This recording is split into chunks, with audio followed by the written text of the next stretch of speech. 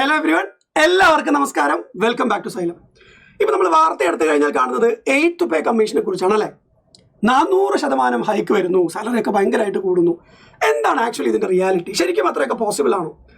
നമ്മളൊരു എക്സാമൊക്കെ ക്രാക്ക് ചെയ്ത് ഒരു ജോലിയിലോട്ട് പോകുമ്പോൾ എത്ര ശമ്പളം നമുക്കിനി കിട്ടും അല്ലേ? ഓൾറെഡി വർക്ക് ചെയ്യുന്ന ആൾക്കാർക്ക് എത്ര ശമ്പളം കൂടാം, അതുപോലെ പെൻഷനൊക്കെ വാങ്ങിക്കുന്ന ആൾക്കാർക്ക് എത്ര അത് കൂടാം.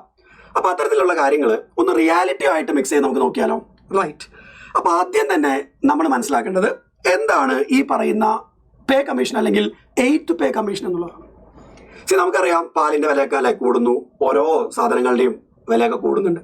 അപ്പോൾ സ്വാഭാവികമായിട്ടും നമുക്ക് നമ്മുടെ സാലറിയിലും ചെറിയ രീതിയിലുള്ള ഇമ്പ്രൂവ്മെൻറ്റ് ഉണ്ടാവണം. എന്നാലാണ് നമുക്ക് നമ്മുടെ സ്റ്റാൻഡേർഡ് ഓഫ് ലിവിങ് അല്ലേ, നമ്മുടെ എക്കണോമിക് കണ്ടീഷൻസും എന്താവുള്ളൂ, സ്റ്റേബിൾ ആവുള്ളൂ. അപ്പോൾ ഓരോ 10 വർഷം കൂടുമ്പോഴും നോക്കുക, ഒരു temporary expert panel setup every 10 years to revise salaries, allowances and pensions of central government staff. അപ്പോൾ ഓരോ 10 കൊല്ലം കൂടുമ്പോഴും എന്ത് ചെയ്യാണ്, ഒരു പാനൽ സെറ്റപ്പ് ചെയ്യും. എന്നിട്ട് അവർ മൊത്തമായിട്ടൊന്ന് അനലൈസ് ചെയ്യും. എന്നിട്ട് ഈ പറയുന്ന സാലറി അല്ലേ കൂട്ടുക, പെൻഷനൊക്കെ എത്ര കൂട്ടണം, അത്തരത്തിലുള്ള കാര്യങ്ങൾ ഡിസ്കസ് ചെയ്യാനാണ് ആക്ച്വലി, അല്ലെങ്കിൽ റിസർച്ച് ചെയ്യാനാണ് ആക്ച്വലി പേ കമ്മീഷൻ എന്ന് പറയുന്നത്. അപ്പോൾ ഓരോ 10 വർഷം കൂടുമ്പോഴാണ് കമ്മിറ്റി രൂപീകരിക്കുക. അപ്പോൾ നോക്കുക, 5th CPC എന്ന് പറയുന്നത് 1996 ഇംപ്ലിമെൻ്റ് ചെയ്തു. 6th എന്ന് പറയുന്നത് 2006 ഇംപ്ലിമെൻ്റ് ചെയ്തിട്ടുണ്ട്. കഴിഞ്ഞത് 7th CPC ആണ് 2016 ഇംപ്ലിമെൻ്റ് ചെയ്തു. സ്വാഭാവികമായിട്ടും 8th പേ കമ്മീഷൻ എന്ന് പറയുന്നത് 2026 തന്നെയാണ് ഇംപ്ലിമെൻ്റ് ചെയ്യുക അല്ലേ. അപ്പോൾ ആക്ച്വലി 8th പേ കമ്മീഷൻ ജനുവരി 1, 2026 മുതൽ സ്റ്റാർട്ട് ചെയ്തു എന്നുള്ളതാണ്.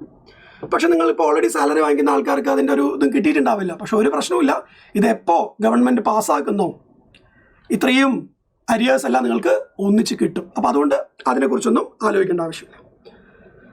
അപ്പോൾ സ്വാഭാവികമായിട്ടും ഇപ്പോൾ ഈ കമ്മിറ്റി എന്താ ചെയ്യുക, റിസർച്ച് ചെയ്യുകയാണ് എത്ര കൊടുക്കണം അവർക്ക് അല്ലേ, എത്ര ഇൻക്രിമെൻറ്റ് ചെയ്യണം. അപ്പോൾ അത്തരത്തിൽ ഒരു ഒരു ഒരു കമ്മിറ്റി എന്ന് പറയുന്നത് ഒരു 3 ആൾക്കാരടങ്ങുന്ന ഒരു പാനലാണ്. അപ്പോൾ ഇതൊന്നും ആക്ച്വലി അല്ലേ വളരെ ഡീപ്പായിട്ട് നമുക്ക് പോകേണ്ട ആവശ്യമില്ല.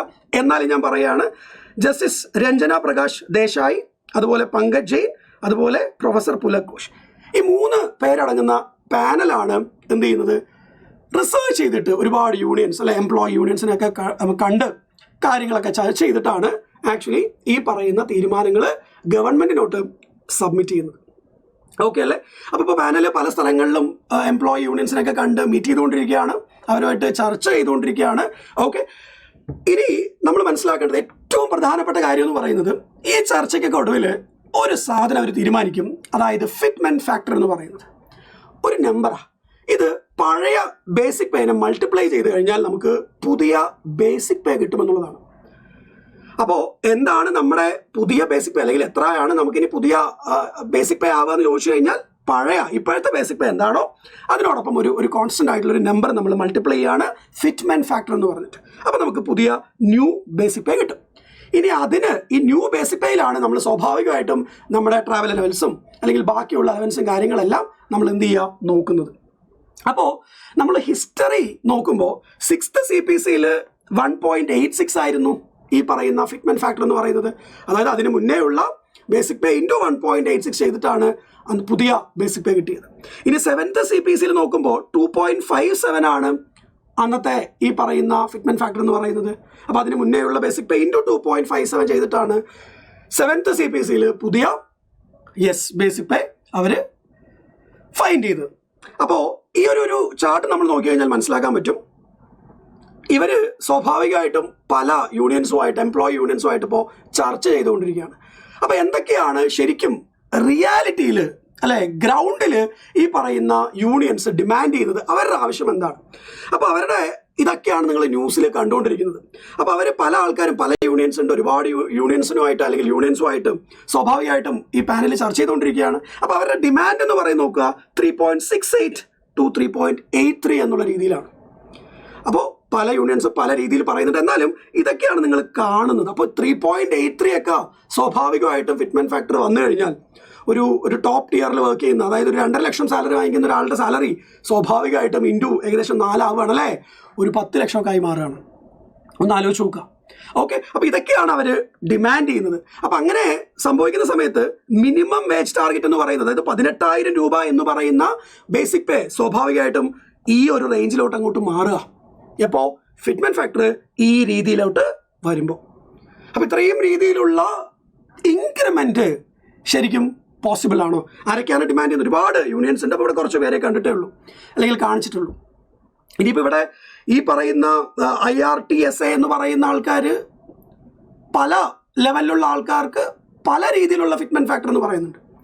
അപ്പോൾ ലെവലിൽ താഴെ വരുമ്പോൾ കുറച്ച് ഫിറ്റ്മെന്റ് ഫാക്ടർ, അല്ലെങ്കിൽ ഹയർ ലെവലിലോട്ട് വരുമ്പോൾ ടെക്നിക്കൽ ഭയങ്കര കോംപ്ലിക്കേറ്റഡ് ആയിട്ടുള്ള ജോലി ചെയ്യുന്ന ആൾക്കാർക്ക് നല്ല രീതിയിൽ കൂടണം എന്നുള്ള രീതിയിലൊക്കെയാണ് അവർ ഡിമാൻഡ് ചെയ്യുന്നത്. അപ്പോൾ ഇതൊക്കെ അവരുടെ ആവശ്യങ്ങൾ മാത്രമാണ്. ഈ റിപ്പോർട്ട് ക്യാബിനറ്റിലോട്ട് സബ്മിറ്റ് ചെയ്ത് അവരാണ് ഫൈനലൈസ് ചെയ്യുന്നത്, ഇത് പാസ്സാവുന്നത്. അപ്പോൾ ഇതുവരെ അങ്ങനെയൊന്നും ആയിട്ടില്ല, ചർച്ചകൾ നടന്നുകൊണ്ടിരിക്കുകയാണ് അല്ലേ. പക്ഷേ ഇങ്ങനെയൊക്കെ ഡിമാൻഡ് ചെയ്യുമ്പോഴും നമ്മളൊരു കാര്യം മനസ്സിലാക്കേണ്ടത്, ഈ ഫിറ്റ്മെന്റ് ഫാക്ടർ ഇവരൊക്കെ ഡിമാൻഡ് ചെയ്യുന്ന രീതിയിൽ പ്രൊവൈഡ് ചെയ്ത് കഴിഞ്ഞാൽ ഗവൺമെന്റിന് ഏത് രീതിയിലാണത് ബാധിക്കുക, ഗവൺമെന്റിനെ ഏത് രീതിയിലാണത് ബാധിക്കുക, അതും കൂടെ നമ്മൾ മനസ്സിലാക്കണം അല്ലേ.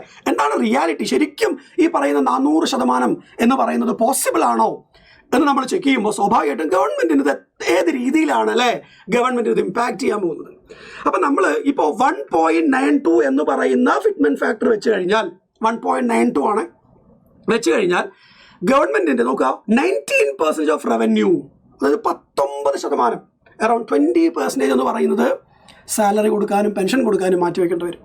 അപ്പോൾ ബാക്കിയുള്ള കാര്യങ്ങൾ കൊണ്ടേ നമുക്ക് ബാക്കിയുള്ള കാര്യങ്ങളിലോട്ട് സ്വാഭാവികമായിട്ടും പ്രൊവൈഡ് ചെയ്യാൻ പറ്റുള്ളൂ. യൂണിയൻസ് ഡിമാൻഡ് ചെയ്യുന്ന പോലെ 3.68 ഒക്കെ കൊടുത്തു കഴിഞ്ഞാൽ സ്വാഭാവികമായിട്ട് നോക്കുക 37% ഓഫ് റവന്യൂ, അതായത് മൊത്തം 37% അറൗണ്ട് അല്ലേ, അപ്രോക്സിമേറ്റ്ലി ഇത്രയും ശതമാനം സാലറി കൊടുക്കാൻ വേണ്ടിയിട്ട് കൊടുക്കേണ്ടി വരും. അപ്പം ഇങ്ങനെ സംഭവിച്ചു കഴിഞ്ഞാൽ ഗവൺമെൻറ് അല്ലേ അതിനെ സമ്മതിക്കുന്നു തോന്നുന്നുണ്ടോ? ഗവൺമെൻറ് സ്വാഭാവികമായിട്ടും അതൊരു ബേർഡൻ ആവുകയാണ് അല്ലേ. സ്വാഭാവികമായിട്ട് എന്ത് ചെയ്യാണ്, അത് വളരെ ബുദ്ധിമുട്ടിലോട്ട് ഗവൺമെൻറ് മാറാനുള്ള സാഹചര്യമുണ്ട്. അപ്പോൾ പ്രാക്ടിക്കലായിട്ടുള്ളൊരു വാല്യൂ എന്താണ്? ശരിക്കും പോസിബിൾ അല്ല, ഗവൺമെൻറ് അംഗീകരിക്കാൻ സാധ്യതയുള്ള അല്ലേ സാധ്യതയുള്ള ഫിറ്റ്മെന്റ് ഫാക്ടർ എന്താണ് എന്ന് ചോദിച്ചു കഴിഞ്ഞാൽ അതിന് മുന്നേ കുറച്ച് കാര്യങ്ങൾ നോക്കാം. 3.68 എന്ന് പറയുന്നത് അൺറിയലിസ്റ്റിക് ആണ്. അതുകൂടെ പറഞ്ഞ് നമുക്ക് അതിലോട്ട് പോകാം. എന്താ കാരണം? ഈ പറയുന്ന അറൌണ്ട് 40% അല്ലെങ്കിൽ 37% സാലറി കൊടുത്തു കഴിഞ്ഞാൽ ബാക്കിയുള്ളതെന്ന് വേണം, ബാക്കി നമ്മുടെ അല്ലേ ഡെവലപ്മെന്റിന് വേണ്ടി യൂസ് ചെയ്യാൻ വേണ്ടിയിട്ട്. അപ്പോൾ സ്വാഭാവികമായിട്ടും പല ഫീൽഡിലോട്ടും കൊടുക്കുന്ന എമൗണ്ടിൽ അഡ്ജസ്റ്റ്മെന്റ് നടത്തേണ്ടി വരും. ആൻഡ് ഫൈനലി ഇത് ബാധിക്കാൻ പോകുന്നത് ആരെയാണ്? നമ്മളെ അല്ലേ ജനറൽ പബ്ലിക്കിന് തന്നെയാണ്. അപ്പോൾ സ്വാഭാവികമായിട്ടും അത്തരത്തിലുള്ളൊരു സ്ട്രെയിൻ, അത്തരത്തിലുള്ളൊരു ബുദ്ധിമുട്ടിലോട്ട് ഗവൺമെന്റ് പോകുമെന്ന് എന്തായാലും നമുക്ക് പറയാൻ പറ്റില്ല അല്ലേ. ദാറ്റ് ഈസ് എന്താ ഇമ്പോസിബിൾ ആയിട്ടുള്ളൊരു കാര്യം തന്നെയാണ്. This is the reality. ഇത് നമ്മൾ മനസ്സിലാക്കിയേ പറ്റൂ.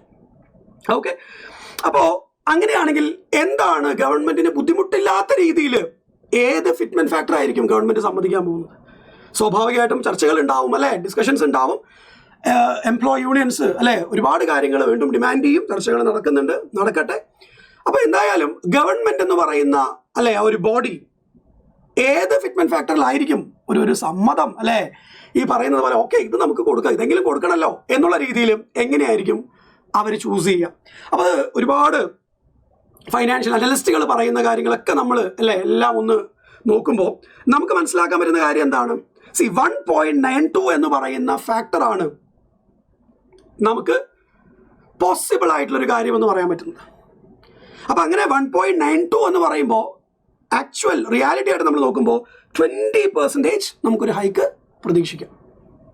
അതായത് 50,000 രൂപ വാങ്ങിക്കുന്നുണ്ടെങ്കിൽ 20% എന്ന് പറയുമ്പോൾ 60,000 രൂപ ശമ്പളം. 1,00,000 രൂപ ഇപ്പോൾ വാങ്ങിക്കുന്നുണ്ടെങ്കിൽ 1,20,000 രൂപ നമുക്ക് വാങ്ങിക്കാൻ പറ്റും. ദാറ്റ് ഈസ് അല്ലേ പ്രാക്ടിക്കലി പോസിബിൾ ആയിട്ടുള്ള കാര്യമാണ്. കാരണം നമ്മൾ ഓൾറെഡി പറഞ്ഞു അത് എത്രത്തോളം അല്ലെ, ഇത് തന്നെ ഒരു 90% ഈ പറയുന്ന പോലെ റവന്യൂ ഷെയർ വരുന്നുണ്ട്.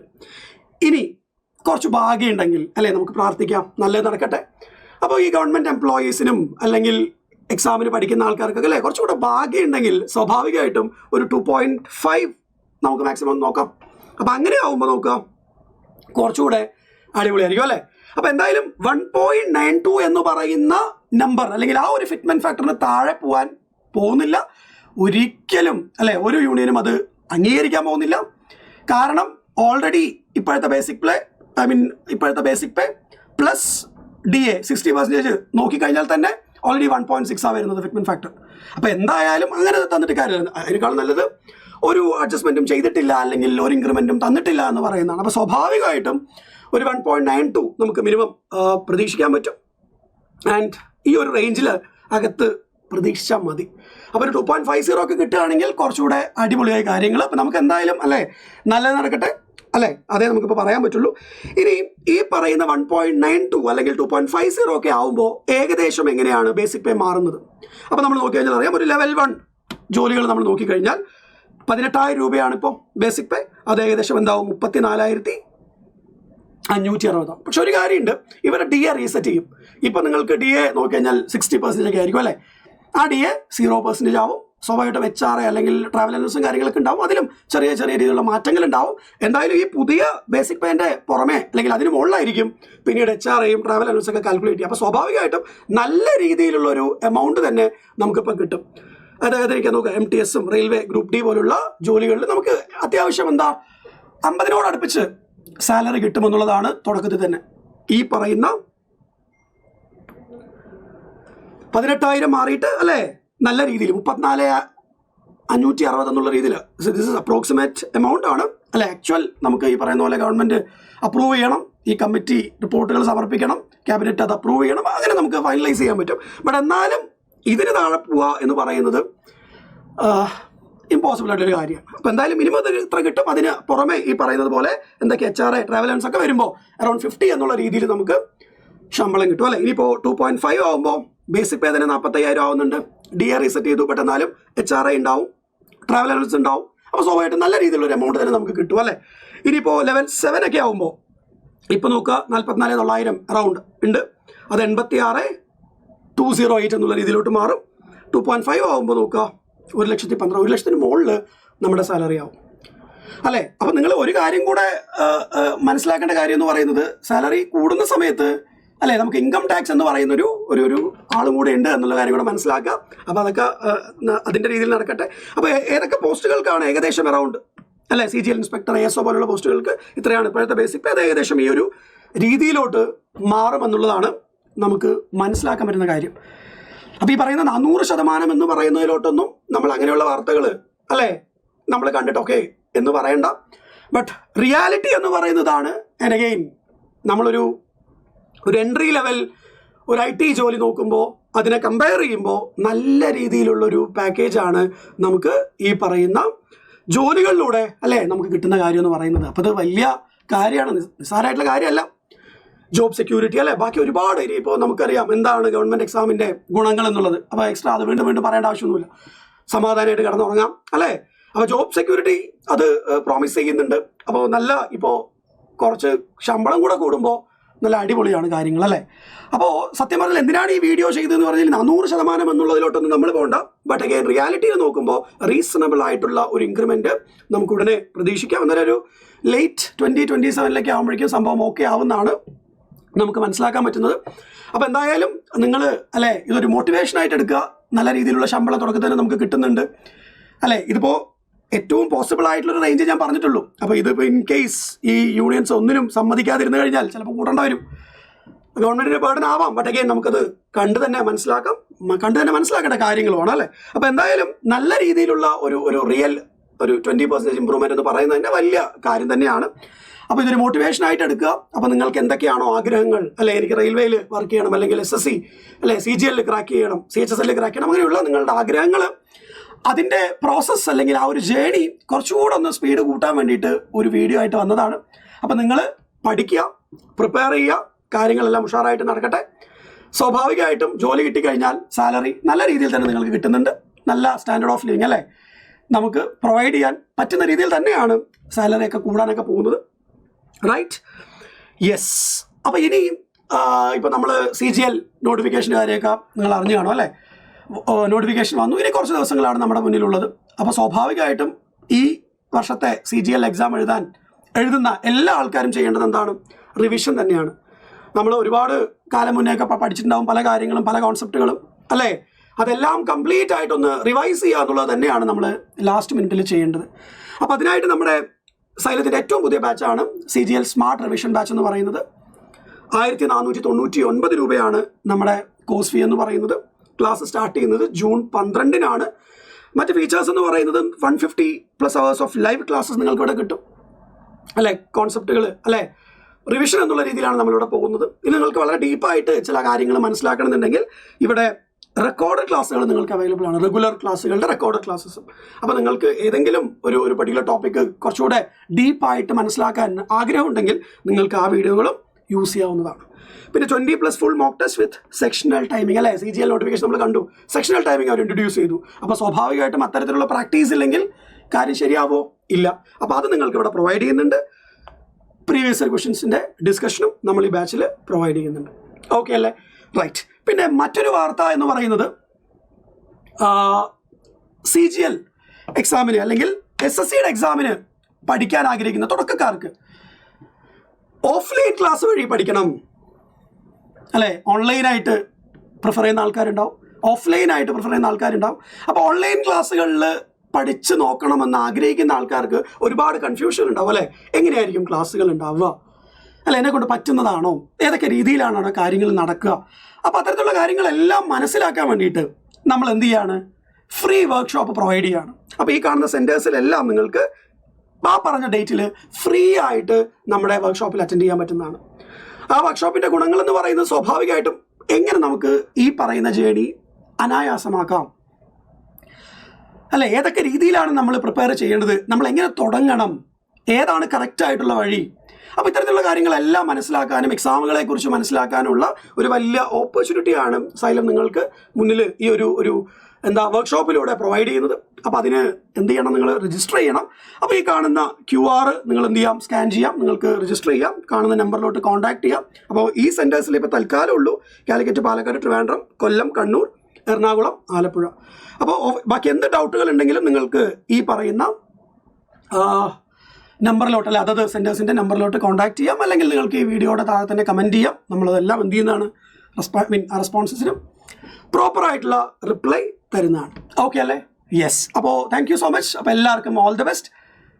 വീണ്ടും കാണാം.